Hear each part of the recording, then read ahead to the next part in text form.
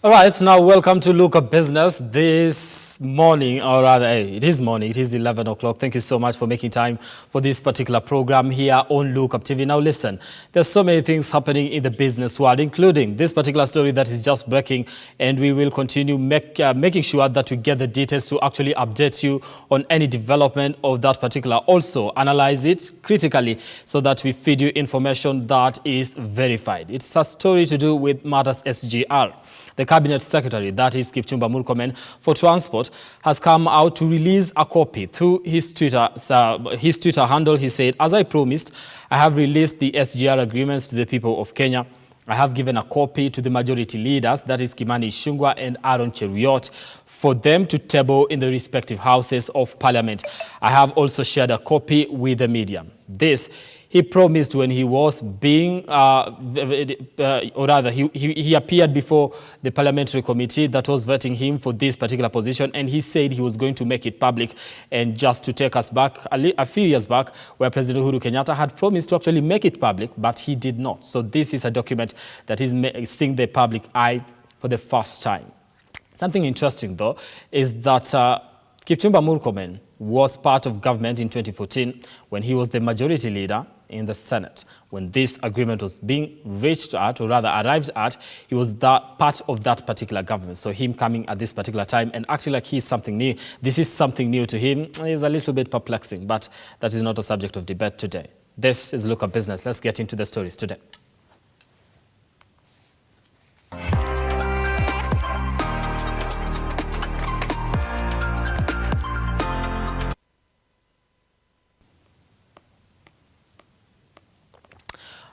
All right, now remember that you can be part of the program by engaging us on our socials. That is at Amwai Brian on Twitter, at Kiage Simba. Of course, I'm sitting in for Simba. He's out and he'll be back with you in the coming days. So engage us on our socials at Amwai Brian on Twitter, at Lookuptv. The hashtag to use is Look at Business. We are also live on Facebook. You can engage us there and we'll be able to sample some of your feedback as we continue with the program this morning. Now let's take a look at what is making headlines in the business world. Now the Kenya Airways has now says that a disciplinary action plan against striking pilots has begun, even as the national carrier crew strike enters day 2. Now that was yesterday. Today, of course, is day 3. While addressing the matter at Jomo Kenyatta International Airport, KQ Chief Executive Officer Alan Kilavuka stated that the KQ is open to talks with the pilot, while calling on the pilots to get back to work or face disciplinary action. The situation at Jomo Kenyatta International Airport. Passengers stranded for the second day since the KQ pilot downed their tools, leading to cancellation of 55 flights in a period of only 2 days, affecting a total of 12,000 passengers. The situation is expected to remain the same, since the effort to stop the strike bore no fruit as the KQ and the Kenya Airline Pilot Association (KALPA) failed to come to terms. The KQ on Sunday gathered all its non-pilot staff to assist in the refunding and the renewal of tickets to those affected. We've been doing our work down there for 2 weeks, and then we found out that there was a strike. I'm like, oh no. So here we are. But Kisumu is so small that it's easier for us to get something here. So we came up here this morning. The KQ CEO Alan Kivula has called on the pilot to get back to work or face a disciplinary actions, stating that the KQ is ready for talks with KALPA on condition that the meeting is a solution-based. Because of their hard stance, because they have given us their original proposals without any meaningful concessions, we therefore have a stalemate. And it leaves us no alternative but to continue with the disciplinary process that we have already initiated. However, having said that, we are still open to talks, meaningful talks. But the most important thing is that these talks need to be held under the condition that they return to work. Because, as we have said before, this is an illegal strike. It is an unlawful strike because the courts have declared it unlawful. So far, KQ has suffered a loss of 300 million shillings as a result of the ongoing strike. In a rejoinder, Transport Cabinet Secretary Kipchumba Murkomen, through a letter, has accused the culprit of impunity while accusing them of ignoring court orders. At least 5 KQ flights on Sunday departed to different parts of the country, as other KQ flights are expected to depart tomorrow. It is therefore unknown of the pilot who will fly the planes. The situation here at JKIA International Airport is returning slowly by slowly, though the majority of the pilots are still holding on the strike. Reporting for Lookuptv from JKIA International Airport in Nairobi County, my name is Shadrach Kareria. All right, now just something to do with that particular story. There was a report that was released by the Kenya Association, Kenya Airports Pilots Association, rather, just saying that they are open to talks and go back to work, but they need the management of the Kenya Airways to actually listen to them and address their grievances. Now, moving on, Women in Business Kenya held the annual Women in Business Awards aimed at recognizing women performing exemplary in business that cut across different industries and sectors. Now, speaking during the ceremony held in Nairobi, Kirinyaga Governor Amwai lauded the organization for giving women an opportunity to network and offer a wider market for their goods and services. This is a story that was produced by Edwin John Mukora. With more women being urged to take the bull by its horns in sectors and industries that have been long been dominated by men, Women in Business Kenya has recognized Kenyan women who are trailblazers in various business ventures, ranging from real estate, legal practice, fashion, food and hospitality, manufacturing, among other categories. For your exceptional performance and with great appreciation, this award goes to Mercy Maluli. The chairperson of the Council of Governors and Kirinyaga County Governor Amwai urged women to support each other in the journey to equal representation and recognition in the Kenyan economy. One thing I ask us today as women in business is that we strive for one goal only: keeping women in business long and deep enough that we have no business dropouts, that we do not leave before the end has arrived. Women in business should stay long and deep enough until we not only own large firms, but also manage the largest enterprises at the top level. On her part, KEPSA chairperson Flora Mutahi has challenged women to invest in proper networking if their business are to drive both locally and internationally. Network. Get comfortable with different people. When you go to meetings, I mean, one of the things that face women, and let's face it, is networking. I mean, we don't go to clubs and bar, okay, once in a while to entertainment, but it's not how a guy can go in the evening and today and tomorrow, and I think you'll agree with me as much as you look at me like that. But it's not, we won't go often, but you can network in meetings. When you finish a meeting, right now when COG was walking out, how many of you left? Several. Najua mnaweka jina yenu tu hapo. That is networking, and there's nothing wrong with that. Women in Business Kenya CEO Mary Mudhoni recognized the challenges that still exist for women in businesses in the country and challenged the government to prioritize lifting some of the constraints that are still an impediment for a majority of women in businesses in the country. We start businesses and sometimes we do not know where to get market.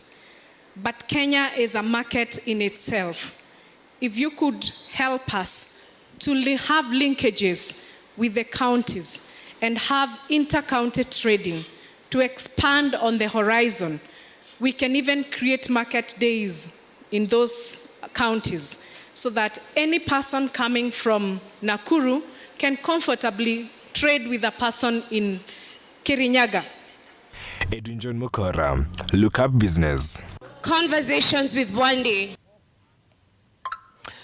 All right, now congratulations to all the women that won. They are an inspiration to so many out here. When just looking at that success story, Well, some people are inspired. We are not going to mention names, but yeah. Now moving on, as promised just before being sworn in as the new Cabinet Secretary for Roads, Transport and Public Works, Kipchumba Murkomen has finally made public contract details of the standard gauge railway SGR that cost taxpayers 670 billion Kenya shillings. Now, through his Twitter handle, the CS released the 60-page document that confirms majority of Kenyans' fears of the Kenya Ports Authority being used as collateral in the deal. Sandrine Mwenda highlights the pain points for Kenya in the deal that will see Kenya pay back the loan for 20 years. It is public. The document that reveals how Kenya got into an agreement with the people of China in 2012 that gave the Kenya SGR. According to the 60-page document shared with journalists, the contract exerts stringent borrowing and repayment conditions on Kenya and stipulates hefty penalties that the country will bear in the event that it defaults on any installments or is late in making payments or they fall due. According to the document, the loan is annualized at 2% interest rate per annum, 0.25% management fee, and 0.25% commitment fee. With majority of Kenyans seeking to understand the collateral for the loan, the document reveals how the Kenya Ports Authority, KPA, committed to creating inland ports, including in Nairobi, where the ports agency will manage the inland ports, a clear indication of the ports being used as a security for the loan. Part of the agreement indicates that if Kenya defaults on the SGR loans, the Chinese government can take over KPA without notifying the Kenyan government. A revelation may not settle well with majority of Kenyans. Kenya will repay the loan of 20 years with the country awarded a 7-year grace period to fully settle the payments. With debt repayment already a problem for the country, the Transport CES has indicated his intention to enter into a negotiation deal with Chinese governments for new terms of the loans between Kenya and China. SGR has struggled for revenue in the recent past. This is expected to be made worse after the recent decision by the president to move the dry port from Naivasha to Mombasa. Whether China will react to the recent developments is still a matter of waiting, as the contract did not have the Ministry of Transport as a party. For Lookuptv Business, Sandrine Mwenda. All right, we want to take a short break, but before I do that, let me just take some of the comments that are coming in regards to that particular story and what people have been saying online in regards to that. This is SC Ahmed Nasir Abdullah. He says, thanks Waziri for keeping your word. Can we now have the beneficial owners of the expressway too? Somebody else says, I have read all the SGR contract document, and I am shocked that CRBC never paid a single coin to tax Kitty, and in case we default the loan, Exim Bank will take KPA, that is the Kenya Ports Authority, and inland ports. Something else here. Your mission seems like confusing the people of the Republic of Kenya with unearthing scandals that you were part of. SGR was built when UDA was part of government. Raila Odinga complained of the over expenditures. Now you want us to fool us that you are delivering. Okay, that is Wesley Kibande on Twitter. Somebody else, Sarah Kimani, says, I hope it will be reported that during this time, Uhuruto were brothers in matching shirts and never left each other's side. That is also something to note. Somebody else says, okay, who was the deputy president in that particular year? And this exactly trying to put a screenshot of the signature of Deputy President William Ruto when this was happening. A lot of, feedback coming in regards to that particular story where CS Transport and Public Works, Kipchumba Murkomen just, put to the public that particular document and telling Kenyans, read it for yourself and see exactly what kind of deal we got ourselves into. All right. Now we take a short break here on Lookuptv Business. We'll be back with more, so don't go too far. Continue engaging us on our socials. That is at Amwai Brand on Twitter, at Kiage Simba, at Lookuptv. The hashtag this morning is Lookuptv Business. We are also live on Facebook.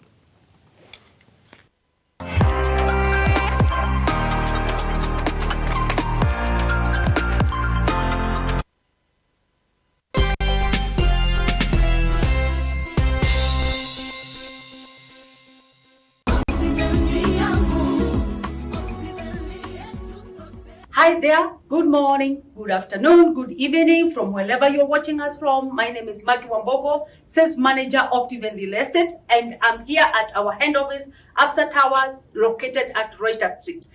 Today, I'm here to talk about our newest project, that is Great Oasis Gardens, Nanyuki, and it is located only 10 minutes drive from Cedar Mall. And in this project, we have proposed that we will be having a GMC Entertainment Center. This will be a replica of what we have in Kitengela, GMC Kitengela. We are also proposing a police post, so you are assured that security, once you invest here, security is good.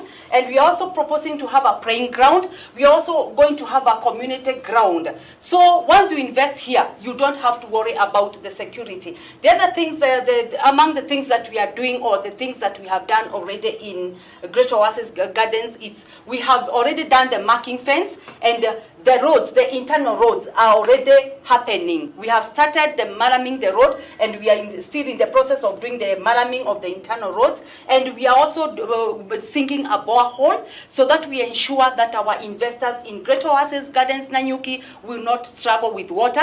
We are also going to elevate a water tower so that we have a constant supply of water in this project. And we also have a caretaker on site. The caretaker is on site and he's there 24/7. And then we also have different sizes in this project. We are having 8, we are having quarters, we are having halves, and we are also having acres. One can buy in bulk, you can buy in big chunks, and that is why we are saying in Great Oasis Gardens Nanyuki, we are saying that bigger is better.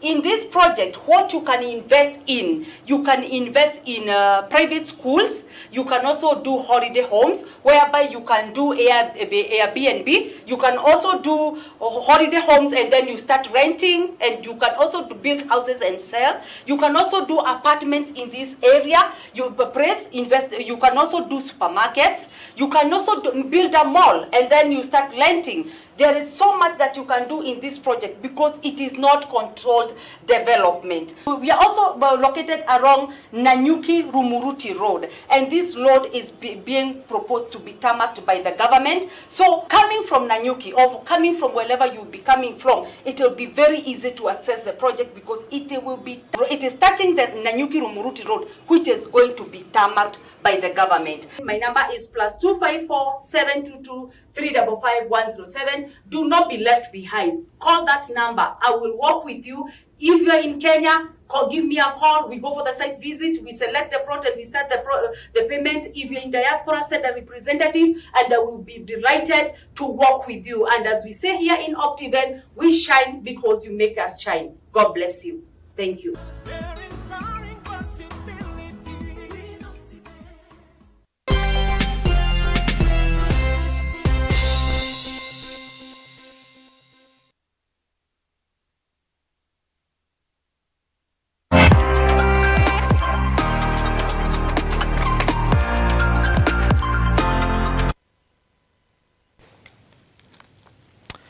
All right, now, thank you for staying with us here on the program. And just as we continue with the updates today, just a reminder that you can engage us on our socials at Amwai Brian on Twitter, that is at Lookuptv, and also at Kiage Simba as we continue the program here. And we are also live on Facebook. Now, moving on, the Kenya Union of Post-Primary Education KUPPET officials in Elgeyo Marakwet have issued a 1-week ultimatum after Minute Insurance company scrapped off Mediheal Hospital in the list of the hospital offering medical cover to teachers. Now the officials are now demanding for NHIF comprehensive cover by the government and are asking for dialogue with their employer, the Teachers Service Commission and the Ministry of Education.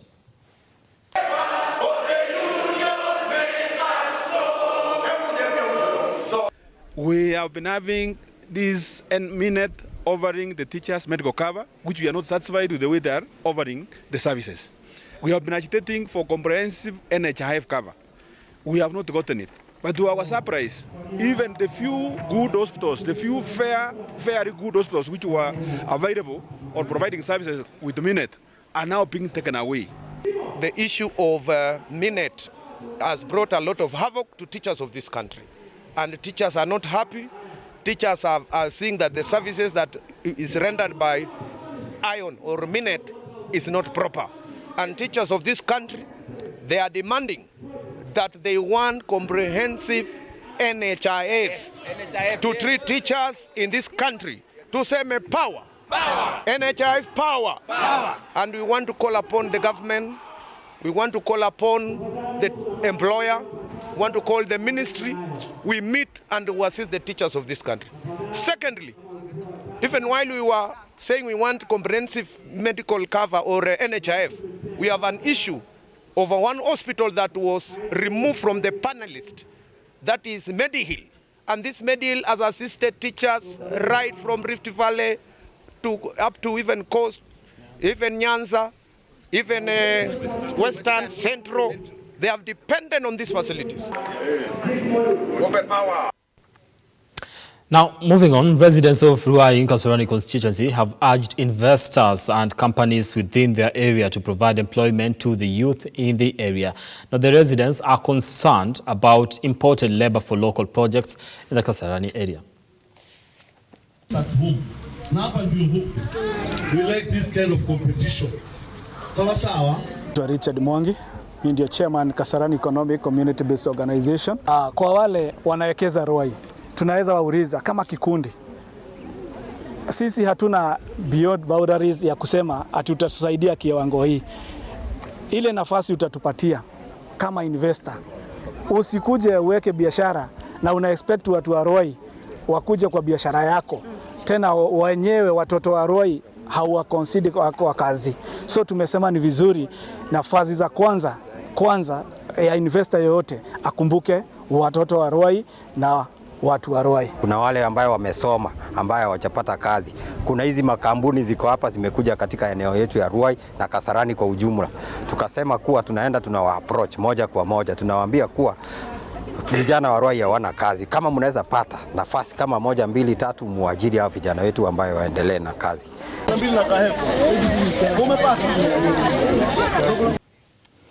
All right, now we are done with everything that has been making headlines in the business world, but let me just take you through some of the topics that we will be looking at when it comes to matters business, especially today, and trying to follow up on that and bring you up to date in regards to that in our subsequent bulletins. We're talking about what is happening with the KQ. Now the strike has entered day 3 with the pilots adamant not to relent and just continue being on strike until they are grievances are actually addressed. Now, as of yesterday, 56 KQ flights had been cancelled. Now, we do understand that on a day, every day that the strike continues, about 300 million shillings is lost, and we understand that the first day that about 10,000 people were actually affected with their flights being cancelled, when close to 15 flights were actually grounded and not moving with the the pilots actually adamant that they will not be relenting when it comes to that. The management, they say, has not been able to listen to their grievances and will not be holding talks with them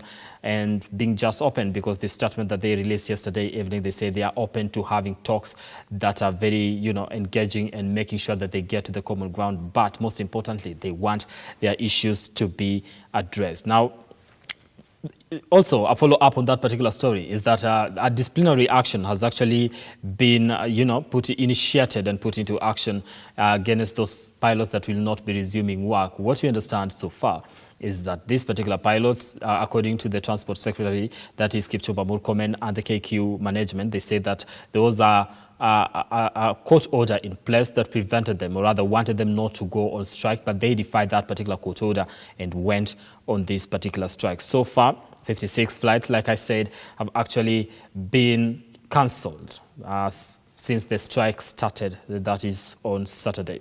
That is one of the stories that we'll be following up to make sure that we get the details and actually do update you both on our socials and also in our subsequent bulletins here on Look Up Business and on Look Up TV. And also something to be looking at is what the Cabinet Secretary for ICT is hoping when it comes to matters Konza Technopolis, which he says will drive the digital economy. That is still under construction and part of the Vision 2030. Also, something that we are looking at and just following when it comes to matters business is also the issue of ghost workers. We do understand that close to 35 billion has actually been paid to ghost workers at the county level, with different counties recording different number of ghost workers. You're talking about Vihiga County having 426, losing more than 2 million in monthly salary. Mombasa 1,000 and losing more than 50 million every month. And for the past 5 years, it has lost close to 3 billion shillings. That is from 2013 when Joho was governor up to from 2013, a salary for over 5 years that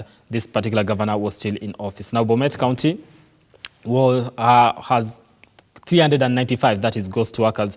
Nairobi County recorded the highest number of ghost workers. Now that is 2,260 and losing close to 6 billion shillings. Those are stories that we'll be following on, making sure that you get updated. But in general, how much money rather is being lost? We are talking about 35 billion. Another story that we'll be looking at is the Parliamentary Budget Office, now that's the PBO, which is the professional unit which advises lawmakers on financial and economic matters, has flagged Vihiga, Nairobi and Kisumu as counties that retained a consistent record of flouting rules on public finance management. We'll be looking into that and making sure that you get updated in regards to that. Also, something interesting, Kenya Revenue Authority is seeking to set up a WhatsApp business platform. That is, there's a statement there released by KIA. We'll actually be getting some of the details into that and making sure that it makes a guest space in our business roundup. Now, those are some of the stories that you should be looking into and expecting when it comes to matters business today. And yeah, keep it Lookuptv. Now, I want to sign out and leave you with this particular discussion on how to get started on Matter Stocks. That's a discussion that we had earlier, or rather last week on Friday, and it's something that is interesting to have you check and learn a thing or two on how to get started on stocks. My name is Brian Amwai. Thank you so much for your valued company. We don't take it for granted. Enjoy the rest of your viewing.